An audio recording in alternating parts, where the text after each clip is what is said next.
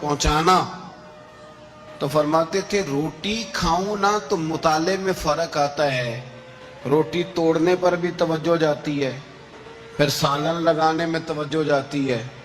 तो खजूर जो है ये मुंह में रख के ना तो पढ़ता भी साथ साथ रहता हूं। तो रोटी खाने और खजूर खाने में मुझे फायदा ये होता है कि खजूर खाते खाते मेरा दीन का काम जारी रहता है। अपने औकात को जाया नहीं करें। आप वो किताबें जो हमारे बुजुर्ग लिख गए वो हमसे सारी पढ़ी नहीं जा सकती। उनके वक्त में बरकत थी, हमने बड़ा टाइम जाया कर लिया है, इसको जाया ना करो। एक तो कोई चीज फजूल नहीं, अपने औकात को बचाएं।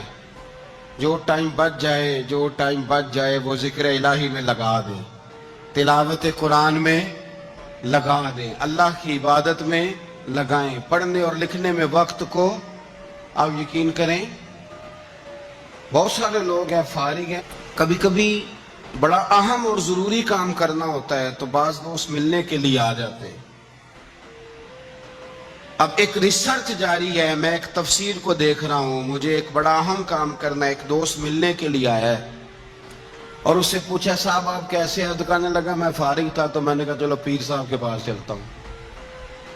तो मैं उससे ये कह रहा हूं कि मियां जब मैं फारिग हूंगा तो तब आपको आना चाहिए था ना, आप इसको वक्त गुजारने का जरिया तो ना समझे।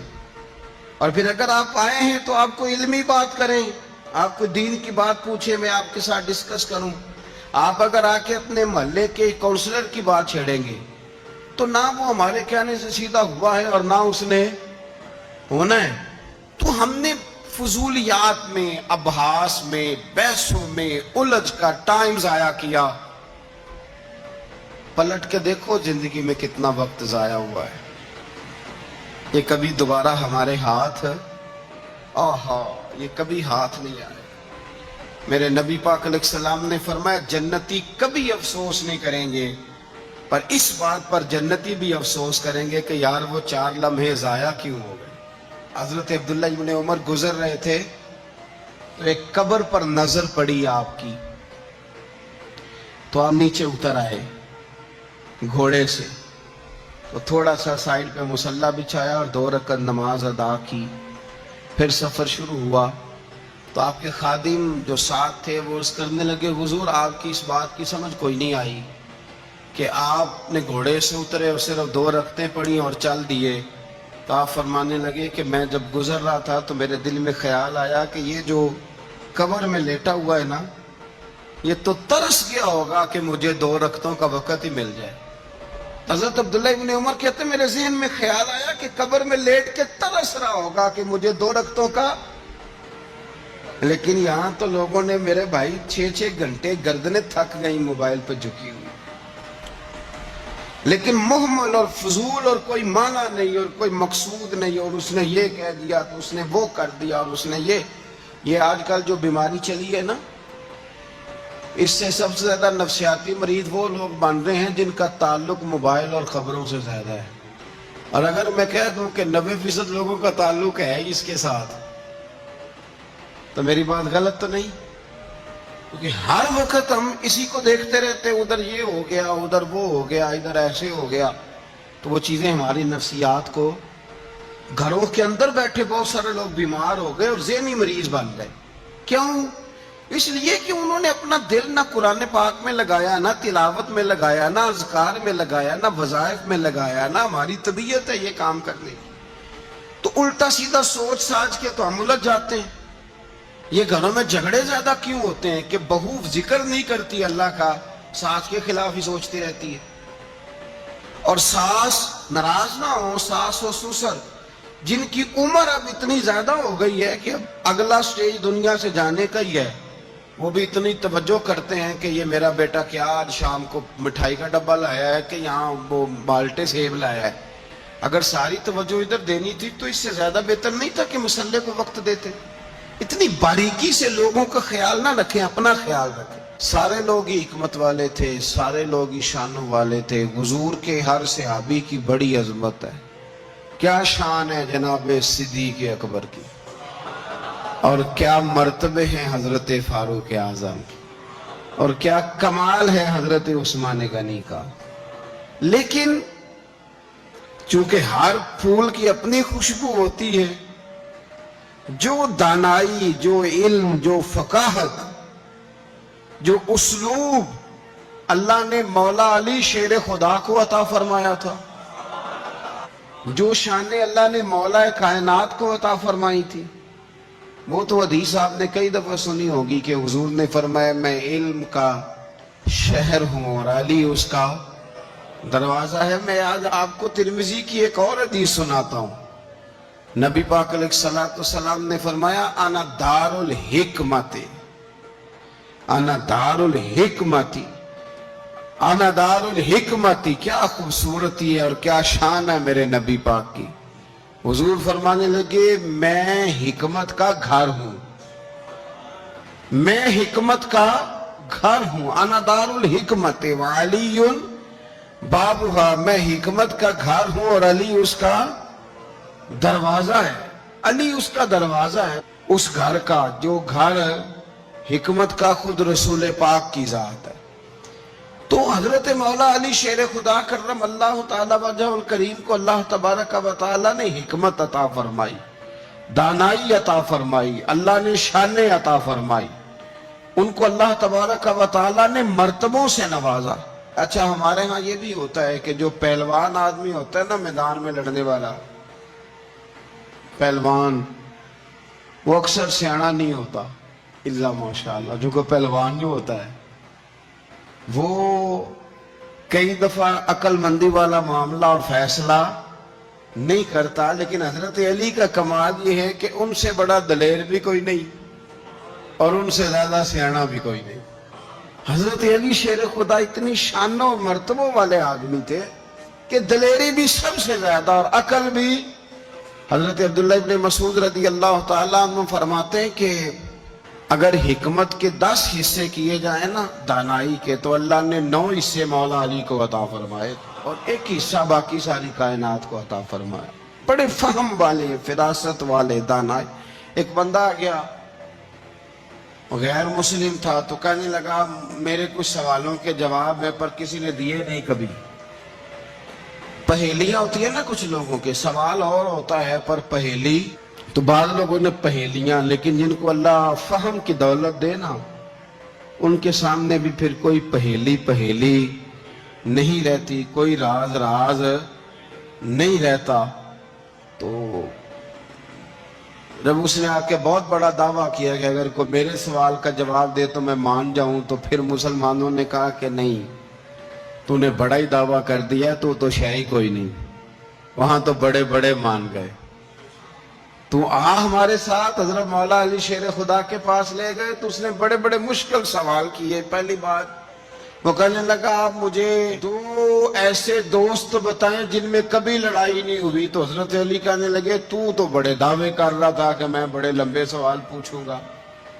وہ 2 دوست جن میں کبھی لڑائی نہیں ہوئی وہ جسم اور روح ہیں بھی کٹھے ساتھ رہتے، دوست بھی ہیں، پر کبھی آپس میں لڑائی، بڑے گناہ کرتا ہے جسم پر، روح ناراض نہیں ہوتی، وہ ساتھ ہی رہتی ہے. اس کی آنکھیں کھل گئیں، اس کو تو کبھی جواب ہی نہیں ملا تھا. کہنے لگا اچھا وہ 2 ایسے دوست پھر بتائیں جن میں کبھی صلح نہیں ہوئی. تو فرمایا وہ موت اور حیات ہیں. جب موت آتی ہے تو پھر زندگی باقی، ان کی صلح نہیں ہو سکتی، اکٹھے رہ ہی نہیں سکتے. اللہ اکبر. وہ کہنے لگا یہ تو کمال ہو گئی. اب وہ ذہن کھل گیا. کہنے لگا جی اور پوچھ لوں؟ فرمایا تیرا ہی دعویٰ تھا 2 پوچھنے، میں تیار ہوں، تو 100 بھی پوچھ.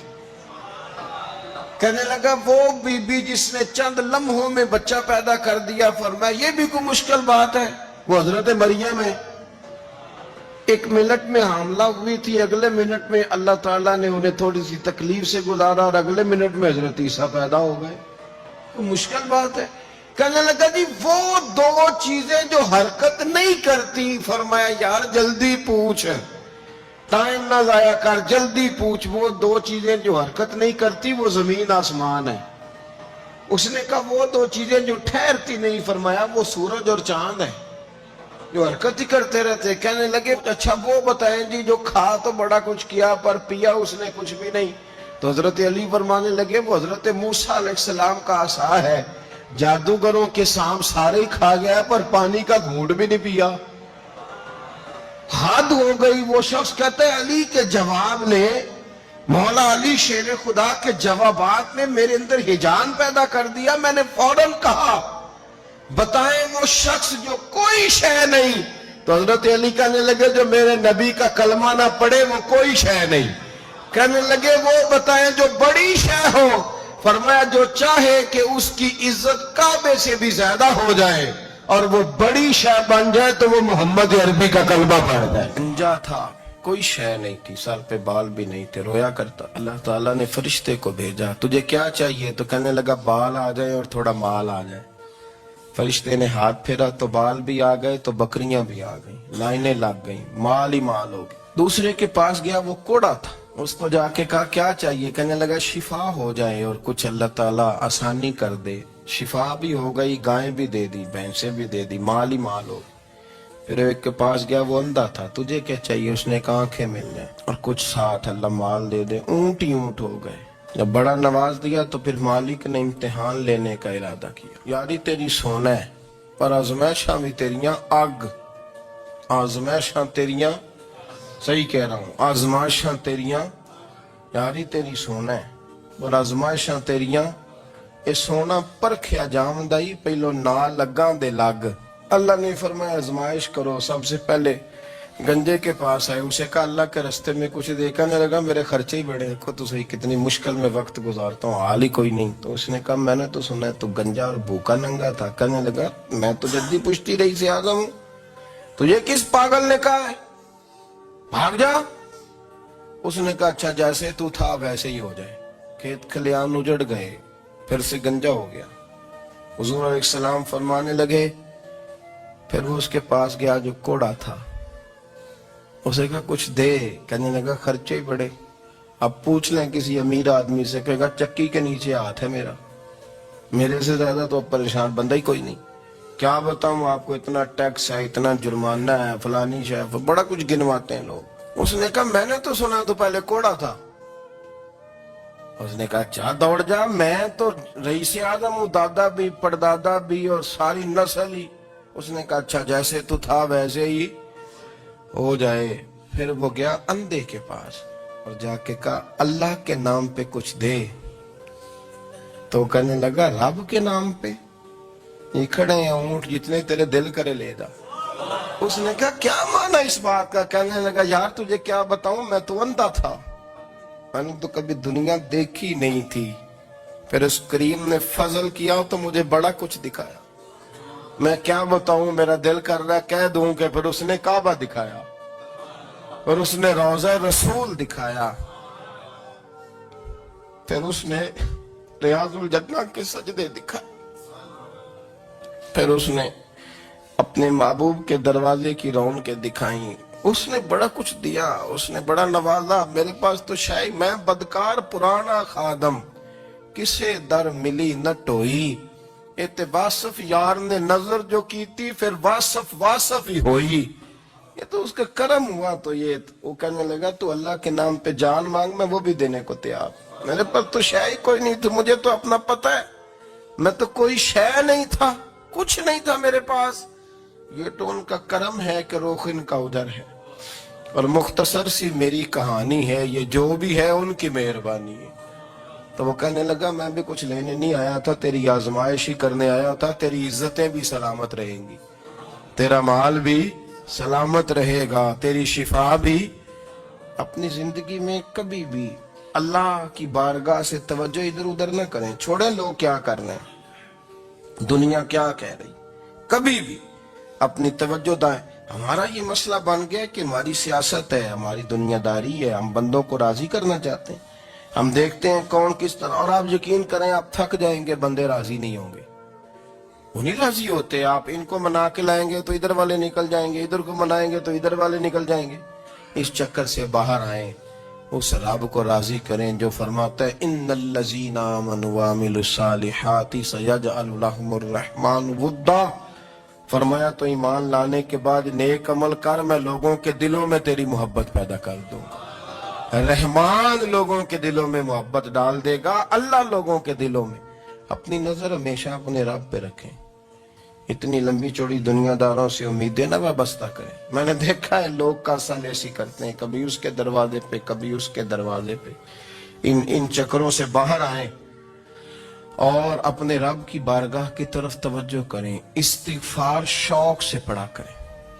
اور اکیلے میں اکیلے میں رئیس المتکلمین مولانا نقی علی خان صاحب رحمۃ اللہ نے لکھا ہے کہ فرعون 500 سال حکومت کر گیا. فرماتے اصل وجہ یہ تھی کہ دنیا جب سو جاتی تھی نا تو اوپر چادر لے کے تو مسلح پہ بیٹھ جاتا تھا اور ہاتھ باندھ کے کہتا تھا رب تو ہی ہے، میرا پردہ نہ کھولنا، مالک تو ہی ہے، کرم نوازی کرنا، میری پکڑ نہ کرنا. وہ بے ایمان ہو کے اگر 500 سال ہاتھ باندھے تو گزارا کر لیتا ہے، تو ایماندار ہے. پر مسئلہ یہ ہے کہ تو رات کو بکل مار کے ہاتھ نہیں نہ باندھتا، تو منت نہیں کرتا، تو استغفار نہیں کرتا. توبہ کریں تو بچے رہیں. وہ اتنی لمبی حکومت کر گیا چونکہ رات کو کہتا تھا مالک رب تو ہی ہے، لیکن مہربانی فرما میری پکڑ نہ فرما، تو اللہ نے تو اس کو مہلت دے دی. کافروں کو آج بھی مہلت دی ہوئی نہیں رب نے.